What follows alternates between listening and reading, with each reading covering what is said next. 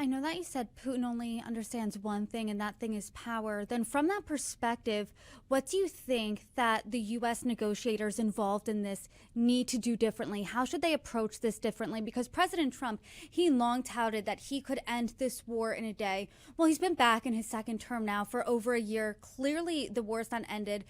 And it doesn't seem like it's any closer to being over than over a year ago. So, how do you think the U.S. should approach this?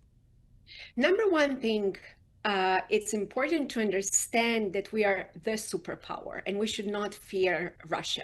Second thing is that we have to also understand that, as I mentioned, if we're putting this as a protracted war, but even more importantly, Russia, China, Iran, and North Korea are building alliance. So this is why we have to help. Now, what we have to do.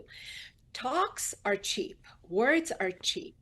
So what we have to do, yes, to continue to negotiate with words, but also if we believe in peace through strength, to be able to tell Putin, if you don't end this war, then we are going to send Ukraine all the weapons that Ukraine needs to put you on the defensive. So then let's make Russia spend time, energy, and resources defending itself.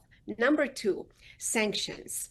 Yes, we impose sanctions, and I applaud Washington for delivering very harsh sanctions on Russia, but there is still room for improvement, including pushing more our allies in Europe also to do more on that front.